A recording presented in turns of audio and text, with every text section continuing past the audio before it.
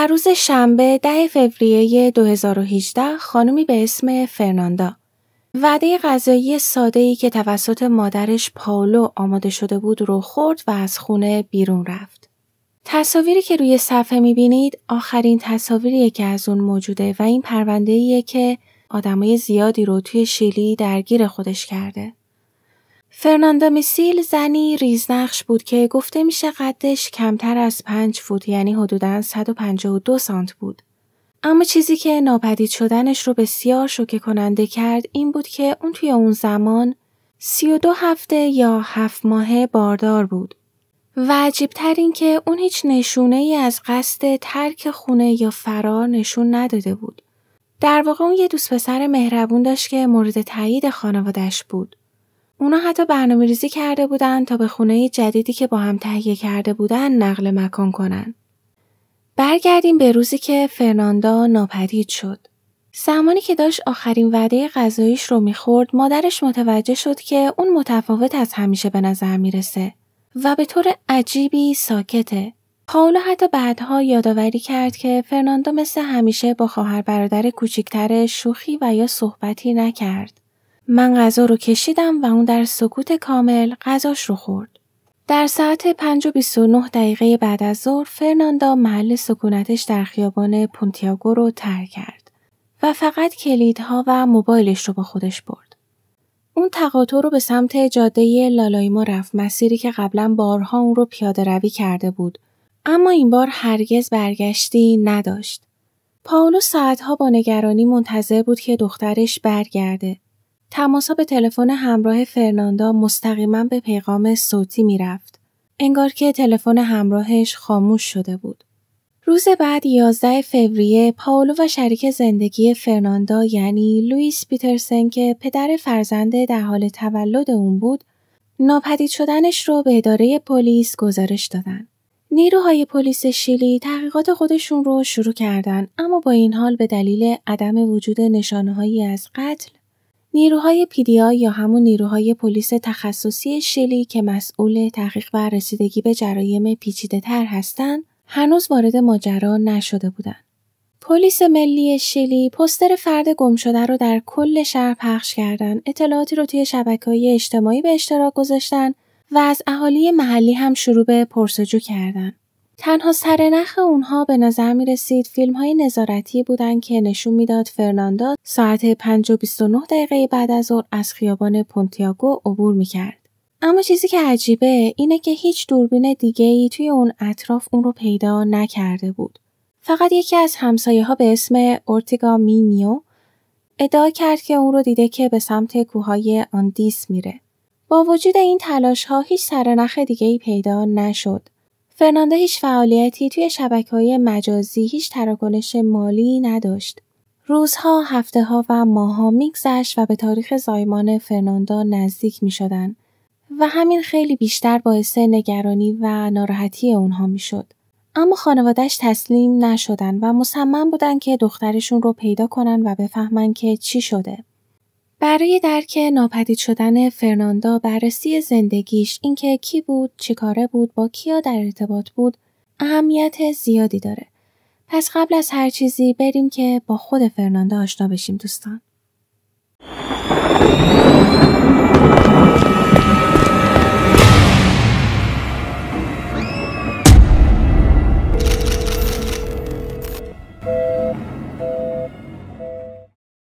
فرناندا دماریس میسیل کوریا در تاریخ 9 می 1996 در شهر سانتیاگو کشور شیلی به دنیا آمد. بعد از جدایی والدینش در سال 1999 فرناندا و خواهر برادراش توسط مادرشون پائولو بزرگ شدن که خانواده رو به منطقه کنچالی در شمال شهر سانتیاگو منتقل کرد.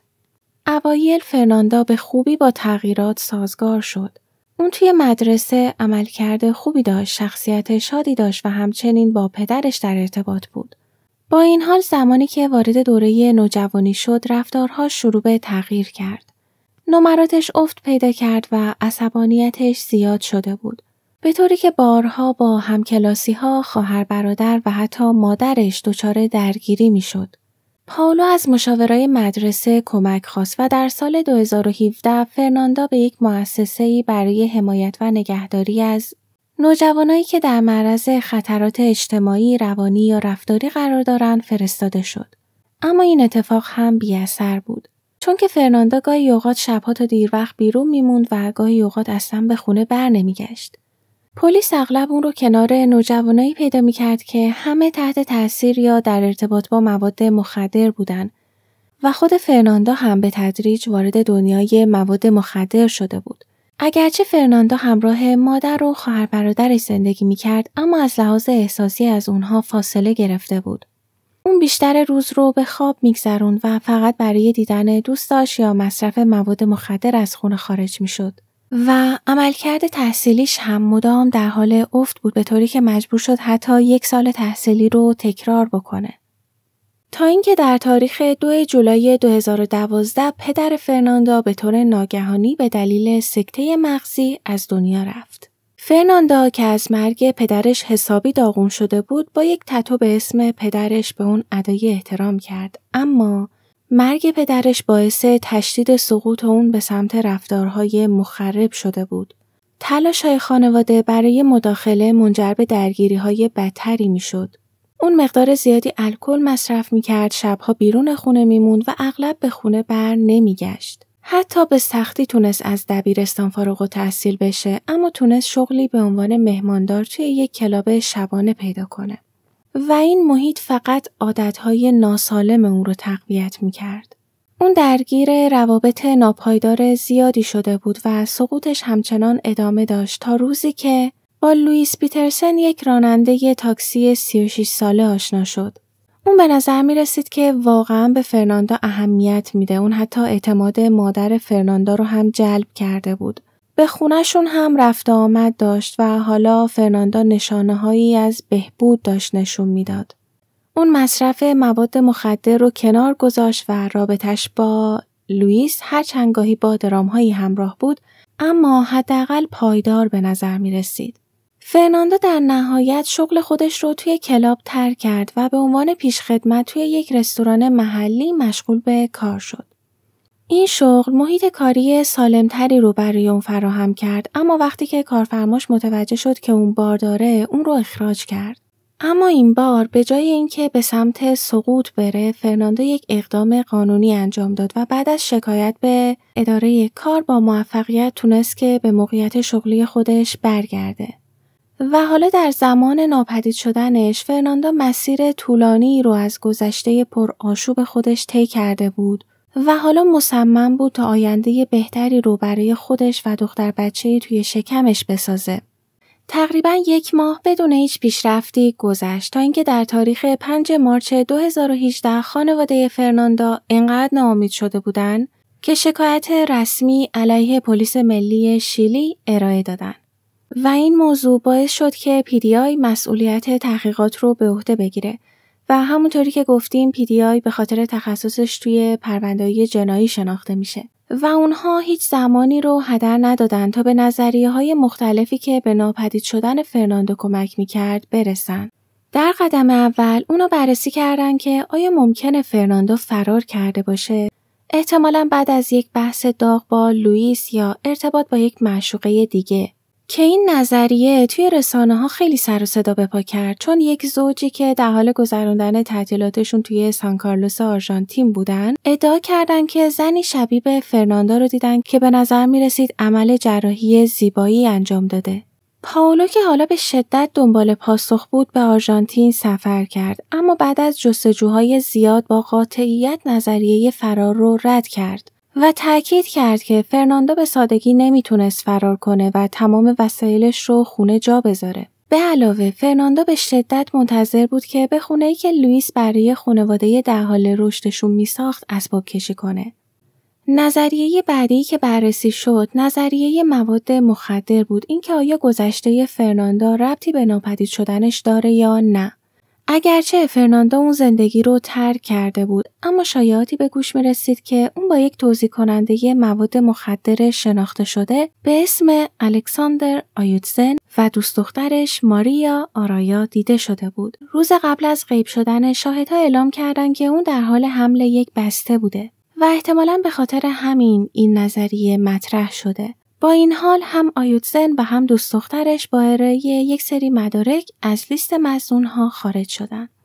تئوری بعدی تئوری تصادف بود که بر اساس اون حدس می‌زدن که فرناندا ممکنه توی یک تصادف جونش رو از دست داده باشه. با این حال هیچ مدرکی از وقوع تصادف وجود نداشت و توی هیچ کدوم از دوربین‌های دیگه هم چنین چیزی ثبت نشده بود و این موضوع باعث شد که محقق‌ها این نظریه رو رد کنن. نظریه دیگه‌ای مطرح می‌کرد که فرناندا افسرده بوده و احتمالاً خودش به زندگیش پایان داده. اما دوستا و خانوادش خیلی سریع نظریه رو رد کردن و به همه یادآوری کردن که فرناندا چقدر برای تولد نوزادش هیجان زده بود و در حال سر و سامان دادن به زندگیش بود.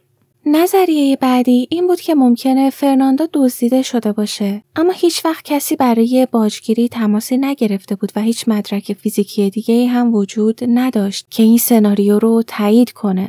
و در نهایت بعد از تمام این تئوری‌ها به خاطر ارتباط با مواد مخدر که در گذشته داشت، حداقل به عنوان یک مصرف کننده، کاراگاه‌ها احتمال قتل مرتبط با مواد مخدر رو مورد بررسی قرار دادن. شاید برای تسویه حساب و بدهی‌های قدیمی کشته شده باشه. اما مثل همه نظریه‌های دیگه هیچ مدرک قطعی هیچ وقت برای این تئوری هم پیدا نشد. خلاصه که اداره تحقیقات همه کسایی که توی زندگی فرناندا حضور داشتن رو مورد بررسی قرار داد و به چندین نفر هم مظنون شد که هر کدوم انگیزه و فرصت‌های ممکنه خودش رو داشت. مظنون اول دوست پسرش لوئیس پیترسن. با وجود اینکه رابطه اونها پایدار به نظر می رسید، اما مشکلاتی هم توی رابطه‌شون وجود داشت. چند نفر از دوستای فرناندا فاش کردن که اون خیلی نگران خشم و عصبانیت لوئیس بود و میگفت که اون گاهن خیلی کنترلگر میشه و به صورت کلامی اون رو مورد آزار قرار میده. لوئیس هم پذیرفت که اونها بحث‌هایی داشتن، اما هر گونه آزار جسمی رو رد کرد و گفت مثل هر زوج دیگه‌ای مشکلاتی داشتیم، اما برای تولد دخترمون هیجان زده بودیم. تا اینکه بعد از یک تحقیق دقیق و بررسی مدارک عدم حضور اون که نشون میداد توی مکانی کاملا متفاوت از فرناندا بوده، هیچ مدرکی که اون رو به جرمی مرتبط کنه پیدا نشد و در نهایت از لیست مظنون‌ها خارج شد. مظنون بعدی یک راننده تاکسیه که اون و فرناندا دفعات زیادی با هم دیده شده بودن. دوستای فرناندا ادعا کردن که اون راننده حسابی پافشاری میکرد که شماره فرناندا رو ازش بگیره. حتی واسش لباس نوزاد هم هدیه گرفته بود، اما راننده ادعا کرد که هیچ وقت فرناندا رو آزار نداده و وقتی یک بار برای یک مشکل پزشکی فرناندا رو به بیمارستان رسونده، خود فرناندا به صورت دلخواه اطلاعات تماس خودش رو به اون داده. اما بازیابی پیام‌های تلفن فرناندا داستان این شخص رو هم رد کرد. با این حال با وجود شک‌های اولیه‌ای که نسبت به این شخص وجود داشت، اون یک مدرک عدم حضور ارائه داد و آزمایش‌های پزشکی قانونی روی ماشینش هم هیچ مدرکی از ارتکاب جرم رو نشون نداد و این شخص هم تبرئه شد. مظنون‌های بعدی همکارای فرناندا بودن که با هم توی یک رستوران کار می‌کردن و گویا دفعات زیادی سر وقت‌شناس بودن و انعام‌ها با هم درگیر شده بودن. یکی از سرپرستای فرناندا ادعا کرد که هیچ کدوم از ما واقعاً اون رو دوست نداشتیم. اما خب هیچ کدوم از همکارا به نظر نمیرسه که سودی از ناپدیدی فرناندا ببرن و انگیزه‌ای برای قتل اون داشته باشن. و در نهایت همه اونا هم تبرئه شدن. اما یک مظنون دیگه هم توی زندگی فرناندا وجود داشت. دوست قدیمیش فیلیپی آندرس رواس لوبوس. اون دوست و همسایه فرناندا بود و بیشتر از یک دهه بود که همدیگر رو میشناختن. گفته شد که فرناندا در روز ناپدید شدنش قرار بوده فیلیپی رو توی انباری کارخونه شرابسازی که اونجا کار میکرده ملاقات کنه. در واقع تصاویر دوربین امنیتی در ساعت 5:29 بعد از ظهر فرناندا رو در حال حرکت به سمت انباری کارخونه‌ای که فیلیپی اونجا کار میکرد نشون میداد. اما هیچ تصویری از ورود فرناندا به داخل انبار وجود نداشت. توی بازجویی‌ها هم فیلیپه تایید کرد که قرار بود اون روز فرناندا رو ببینه ولی اون هیچ وقت سر قرار حاضر نشد. اون حتی ساعت 8:05 شب داخل واتساپ هم یک پیام به فرناندا داد که هی من منتظرت موندم ولی نیومدی. اما پلیس ها نسبت به داستانی که اون تعریف میکرد یک کمی مشکوک بودن و تصمیم گرفتن که نگاه دقیق تری به این موضوع بندازن. در واقع 2 روز بعد تصاویر دوربین‌های نظارتی نشون داد که اون یک کیسه 25 کیلوگرمی سیمان رو وارد انبار میکنه که گویا اخیراً هم خریداری شده بود و هیچ ربطی هم به وظیفه شغلی اون نداشت و حالا پرچمای قرمز دونه دونه داشتن بالا می اومدن. در تاریخ 13 فوریه دوربین‌های مداربسته تصویر فیلیپه رو ضبط کردند که در حال بررسی دوربین‌های امنیتی خیابون لالایما بود. انگار داشت بررسی می‌کرد که آیا دوربین‌ها ورودی انبار رو ضبط کردن یا نه. و حتی از دوستش کریستین لوبوس هم کمک خواسته بود. کریستین بعداً به پلیس اعتراف کرد که فیلیپه به طور خاص ازش پرسیده بود که آیا دوربین‌ها سمت انبار رو هم میگیرن یا نه. روز بعد توی 14 فوریه فیلیپه به طور خیلی ناگهانی از شغلش توی انبار استعفا داد.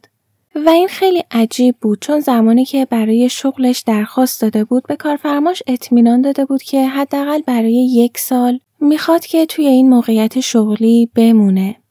در مراحل اولیه تحقیقات پلیس انبار رو جستجو کردن و نگاهی هم به خونه فیلیپه انداختن اما هیچ مدرک جرم یا فعالیت مشکوکی پیدا نکردن. پرونده داشت کم کم سرد میشد و هیچ آپدیتی به دست نمی اومد اما پلیس همچنان به فیلیپه مشکوک بود. تا اینکه در ژوئن 2019 یعنی 16 ماه بعد از ناپدیدی فرناندا همه چیز تغییر کرد. زمانی که یک زن با یک شهادت شوکه کننده به اداره پلیس اومد. داخل پرونده برای حفظ هویت اون شخص اسمش رو نانسی میذاریم. نانسی فاش کرد که فیلیپه به اون اعتراف کرده که فرناندا رو کشته. بر اساس گفته‌های نانسی، فیلیپه گفته بود که اون فرناندا رو توی تاریخ 10 فوریه توی انبار ملاقات کرده. اونو با همدیگه نشستن، یه نخ سیگاری کشیدن و گرم صحبت شدن. اما مکالمه زمانی دارک میشه که فیلیپه درباره دوست دختر سابقش و اینکه مدام تهدیدش میکنه و ازش اخاذی میکنه صحبت میکنه. ظاهراً فرناندا با حالت خیلی هیجانی و مقابله‌ای برخورد کرده. بحثشون بالا میگیره و توی اوج بحث فیلیپه فرناندا رو هل میده. فرناندا میفته زمین، سرش به جایی برخورد میکنه و دچار تشنج میشه. فیلیپه وحشت زده میشه و نمیدونسته که باید چیکار کنه. سعی میکنه که کمکش کنه اما فرناندا هیچ واکنشی نشون نمیداده. اون گفت که در حالت وحشت زدگی که نمیدونسته باید چیکار کنه قبری رو توی حیاط پشتی انبار کنده و فرناندا رو اونجا دفن کرده. زمانی که نانسی این حرف رو میشنوه و واکنش شوکه‌آمیزی نشون میده، فیلیپه بهش میگه که نه ببخشید، استرس گرفتم، استرس داشتم، از روی استرس از خودم ساختم این داستان رو. باور نکن. و نانسی هم باورش میکنه و میگه که اوکی، شوخی کرده. اما نانسی گفت که توی ماهایی که با هم بودیم رفتار فیلیپه تغییر کرده بود. همش با نگرانی به پشت سرش نگاه میکرد و مدام به من التماس میکرد که چیزی که گفته رو به کسی نگم. و اونجا بود که متوجه شدم که دروغ نمیگفت و انگار واقعا اون دختر رو کشته. بر اساس اطلاعاتی که نانسی داده بود، پلیس ها توی تاریخ 24 ژوئن 2019 به انبار برگشتن و چیزی که کشف کردن خیلی وحشتناکتر از چیزی بود که نانسی واسهشون تعریف کرده بود. در 24 ژوئن 2019 تقریباً 16 ماه بعد از ناپدیدی فرناندا، بازپرس‌ها به انبار واقع در خیابان لالایما رسیدن. اونا شروع کردن به حفاری حیاط پشتی که پر از آوار بود و تا حدی با بوته‌ها پوشیده شده بود. تیم پزشکی قانونی به همراه افسرهای پلیس به دقت منطقه رو پاکسازی کردند. در ابتدا اومدن با استفاده از ابزارهای دستی حدود 35 سانتیمتر در زمین حفاری کردند تا اینکه به یک سطح سخت برخوردن. یک تخته بتونی با ابعاد تقریبی 115 در 50 سانتیمتر و ضخامتی حدود 5 سانتیمتر. وقتی موفق شدن که تخته بتونی رو کنار بزنن، متوجه یه پودر سفید رنگ شدن و بعداً مشخص شد که این پودر آهکه. اونا همچنان به حفاری ادامه دادن و زمین رو گودتر کندن تا به یک کفش سفید رسیدن که به پای یک انسان وصل بود. با حفاری بیشتر به یک برزنت سفید رسیدن که خیلی محکم دور یک بدن پیچیده شده بود. جسد در وضعیت جنینی قرار داشت و دستاش با پارچه به هم بسته شده بودن. بدن به خوبی حفظ شده بود، یعنی از بین نرفته بود و تقریباً بدون شک خود فرناندا بود. لباسش تا کمر بالا کشیده شده بود و نواحی خصوصیش رو نشون میداد و لباس زیرش پاره و جابجا شده بود. این جزئیات نشون میداد که احتمالاً قبل از مرگش مورد تجاوز وحشیانه‌ای قرار گرفته و جالب این بود که بدن مومیایی شده بود و به نظر می رسید که به خاطر همون پودر آهک و سیمانی که اون رو پوشونده بود این اتفاق افتاده بود. پائولا بلافاصله به صحنه فرا خونده شد و وقتی که رسید تونست گوشواره‌ها و لباسهای فرناندا رو شناسایی کنه و در نهایت از طریق اثر انگشت و تتوها تایید شد که این جسد متعلق به فرناندا هست. تیم پزشکی قانونی حاضر در صحنه تحت رهبری دکتر ویوین بوستوس معاینه‌های اولیه رو شروع کردند. وضعیت مومیایی شده بدن بدون اینکه پشه افتاده باشه نشون میداد که بدن بلافاصله بعد از مرگ دفن شده و همین قضیه در معرض عوامل خارجی قرار گرفتن رو به حداقل رسونده بود. در حین کالبد شکافی تیم متوجه یک شکستگی روی استخوان لامی فرناندا میشه. یک استخوان کوچیک یو شکل که داخل گردن قرار داره، بالای نای و زیر فک و نقش مهمی توی بلعیدن، حرف زدن و حرکت زبان داره دوستان. که اینو شکستگی معمولاً مربوط به خفه کردن میشه. این یافته ها به علاوه آسیب‌های فشاری حنجره و نای تایید کرد که فرناندا به صورت دستی یا با بند خفه شده. دور گردن فرناندا یک پارچه‌ای بود که به طور محکمی گره خورده شده بود و احتمالاً همین هم باعث خفگی اون شده بود. فشار ناشی از فشردگی استخوان لامی فرناندا رو شکسته بود و باعث سایر جراحات شده بود. خفگی احتمالاً باعث تحریک زایمان شده و منجر به پاره شدن کیسه آب شده بود. جنین که از اکسیژن محروم شده بود در اثر ورود مایع آمنیوتیک به ریه‌هاش دچار خفگی شده بود. کارشناس‌ها گفتند که جنین بعد از مرگ به دلیل فشار یک تخته سیمانی و خاکی که بدن فرناندا رو فشرده بود از رحم مادر خارج شده. اطراف بدن فرناندا پلیس‌ها تونستن شواهد مهمی رو کشف کنن. یک دسته کلید زنگ زده با جا کلیدی قلبی شکل که متعلق به فرناندا بود شناسایی شد. یک لباس زیر مشکی و یک لباس زیر صورتی هر دو پاره شده و نشونه‌هایی از یک درگیری خشونت‌آمیز بودند. یک پاکت سیمان از برند سنخوان که با سیمانی که فیلیپه در 12 فوریه 2018 خریداری کرده بود مطابقت داشت. حالا پلیس‌ها دوباره همه دوربین‌ها رو چک کردن و فیلم‌های دوربین‌های مداربسته نقش حیاتی در بازسازی حوادث مربوط به ناپدید شدن فرناندا ایفا کردند. در تاریخ 10 فوریه 2018 فیلیپه در حالی که سوار بر دوچرخش بود در دوربین‌ها ثبت شد که داشت به انبار وارد می‌شد. 12 دقیقه بعد فرناندا داخل دوربین‌ها دیده میشه که از خونه خارج شده و به سمت انبار میره. خیابون پونتیاگو رو رد میکنه و بعد به دلیل انبوه گیاها و درختها از دید خارج میشه. در ساعت 5:33 عصر 2 سگ به نظر می رسید که از انبار خارج میشن. احتمالاً توسط فیلیپه بیرون کشیده میشن بعد از اینکه فرناندا رو به داخل هدایت میکنه. و بین ساعت 5:33 عصر تا 7:34 عصر به نظر میرسه که جنایت رخ داده باشه. در ساعت 7:34 فیلیپه مجدد توسط دوربین ها ضبط میشه که سوار دوچرخش از انبار خارج میشه. اما به جای اینکه مستقیما به خونه‌اش که کنار خونه فرناندا بود بره، یک مسیر دایره‌وار رو طی میکنه. رفتاری که بعدها کاراگاه‌ها به وجدان ناراحتش ربط دادن. در 12 فوریه فیلیپه در حال خرید یک کیسه 25 کیلویی سیمان از یک فروشگاه در دوربین‌ها دیده شد. اما اون دوباره به فروشگاه برگشت تا این بار کمی ملات بخره. هر دوبار هم با دوچرخش بود. و همونطوری که میدونید روز بعد یعنی 13 فوریه توی دوربین‌ها ضبط شد در حالی که داشت دوربین‌های امنیتی خیابون‌ها رو بررسی می‌کرد و بعد در تاریخ 14 فوریه به طور ناگهانی از شغل خودش استعفا داد. و همه این اقدام‌ها انگار یک تلاش ناامیدانه برای فرار از شناسایی شدن بود. محاکمه فیلیپه آندریاس روهاس لوبوس در 6 مارس 2023 شروع شد و شامل بیش از 58 شاهد و 41 کارشناس بود. دادستانی بر وحشیانه بودن جنایت تاکید کرد و تمرکز زیادی روی آسیب‌پذیری فرناندا به عنوان یک زن باردار در برابر فیلیپه، مردی که بیشتر از 10 دهه اونو میشناخت داشت. با وجود تلاش‌های وکیل فیلیپه برای درخواست تجدید محاکمه، شواهد علیه اون بسیار زیاد بود و دادستانی یک پرونده خیلی قوی علیه اون ساختن و خواستار شدیدترین حکم ممکن شدن و به اقدامات حساب شدهش عدم پشیمونی وحشیانه بودن جنایتش اشاره کردند. فیلیپه تا 20 دسامبر 2020 بیشتر از 34 ماه بعد از ناپدید شدن فرناندا نسخه منسجمی از رویدادها ارائه نکرد، اما تا اون موقع شواهد حیاتی کافی علیه اون جمع‌آوری شده بود، از جمله محل دفن بدن، علت مرگ و چیزای دیگه، به طوری که اظهارات تأخیری اون ارزش چندانی به اطلاعاتی که پلیس‌ها قبلا کشف کرده بودن اضافه نکرد.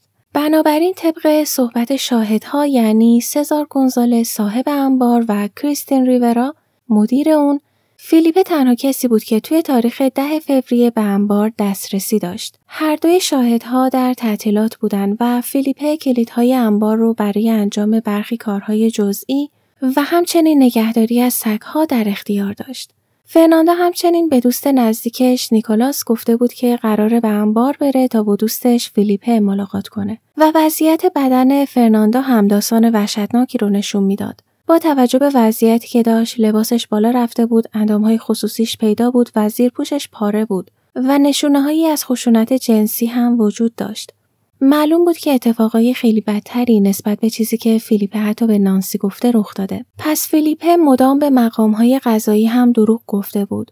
اون به مامان فرناندا گفته بود که فرناندا هیچ وقت به انبار نرسید، با وجود اینکه میدونست فرناندا دیگه مرده. همینطور از یکی از کارمندای شرکت خواسته بود که درباره زمان برگردوندن کلیدها هم دروغ بگه و به طور کاملا فیکی به دوستا و خانوادش ادعا کرده بود که نگران ناپدید شدن فرنانداست. اون همچنین درباره دلیل خرید آهک هم دروغ گفته بود.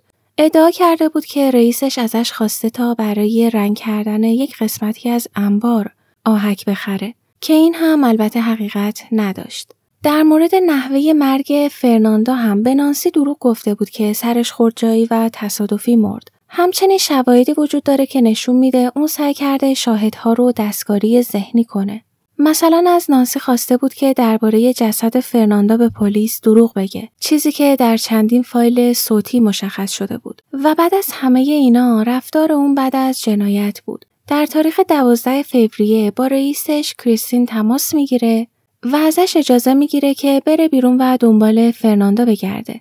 با این حال تصاویر دوربین امنیتی نشون میداد که اون هرگز انبار رو ترک نکرده. در عوض 2 بار با کیسه‌هایی که احتمالاً سیمان و ملات بودن وارد شد و حوالی ساعت 4 بعد از ظهر هم از اونجا خارج شد. که همین موضوع هم نظریه دادستانی رو تایید میکرد که اون در حال آماده‌سازی برای دفن جسد بوده.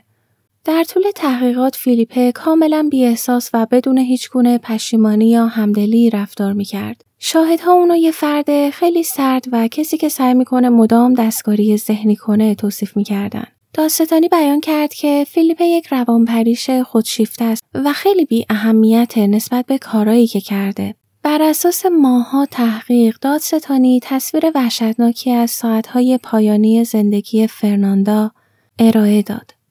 در تاریخ 10 فوریه 2018 اون خونش رو ترک کرد و بعد از اینکه توسط دوست قدیمی و همسایه‌اش فریب خورد، به انباری توی خیابون لالایما کشونده شد. این 2 نفر بیشتر از 1 دهه همو میشناختن و فرناندا به اندازه‌ای به فیلیپه اعتماد داشت که فقط با کلیدها و موبایلش به دیدارش رفت و هیچ دلیلی نداشت که بخواد ذره‌ای به اتفاقی که پیش روشه فکر کنه. اما فیلیپه چند روز قبل از این ملاقات به دقت جرم رو برنامه‌ریزی کرده بود. حتی توی حیاط انباری هم یک قبر رو آماده کرده بود. قبری که به طور خاص برای اندازه بدن فرناندا آماده شده بود همه چیز نشون میداد که فیلیپه از مدت‌ها قبل قصد داشته که فرناندا رو بکشه و جسدش رو مخفی کنه. حدود ساعت 5:30 بعد از ظهر فرناندا به انبار رسید و ساعت 5:33 فیلیپه سگ‌ها رو از انبار بیرون کرد تا مطمئن بشه که قرار نیست مزاحم کاری که میخواد بکنه بشن. داخل انبار فیلیپه به بدترین شکل ممکن به اعتماد فرناندا خیانت کرد. اون از پشت بهش حمله کرد و با توجه به جثه بزرگتر و قدرتش فرناندا رو تسلیم کرد. فیلیپه بیشتر از 183 سانت قد داره و فرناندا کمتر از 152 سانت قد داشت و به عنوان یک زن باردار نمیتونست کار زیادی انجام بده. اون به قصد تجاوز به فرناندا حمله میکنه. فرناندا سعی میکنه باهاش مقابله کنه اما فیلیپه اونو میبنده و فرناندا رو به حد مرگ به بیهوشی میرسونه. که طبق کالبد شکافی علت مرگ هم خفگی با دست بود. اما تحلیل‌های بعدی کالبد شکافی نشون داد که احتمالاً فرناندا موقعی که دفن شده زنده بوده. چون به نظرشون شواهد حاکی از خفگی با فشار بوده که احتمالاً به دلیل پیچیده شدن خیلی محکم توی پارچه و قرار گرفتن در موقعیت جنینی به طور اجباری بوده که باعث شده نتونه نفس بکشه. اون همه فشار و خشونت و نیروی زیادی که در طول حمله به فرناندا به کار برده بود باعث شده بود فکر کنه که فرناندا مرده در حالی که هنوز زنده بود و بعد هم محکم لای پارچه پیچید و توی وضعیت جنینی دفنش کرد تا از کمبود اکسیژن بمیره. نوزادش هم هیچ شانسی نداشت و توی مایع کیسه جنینی غرق شد و جون خودش رو از دست داد. بعد از جنایت هم کیسه سیمان، ملات و رسید خریدهاش همه سر صحنه جرم پیدا شد. کسی که اینقدر سعی در مخفی کردن جرمش داشت چطور اینقدر احمقانه این همه مدرک رو توی صحنه جرم جا میذاره؟ اما فرناندا برای دخترش حتی اسم هم انتخاب کرده بود دوستان. اون بچه قرار بود به اسم جوزفا به دنیا بیاد. و سرانجام در تاریخ 25 آپریل 2023 دادگاه حداکثر مجازات حبس ابد با امکان آزادی مشروط بعد از 40 سال رو برای فیلیپه تعیین کرد.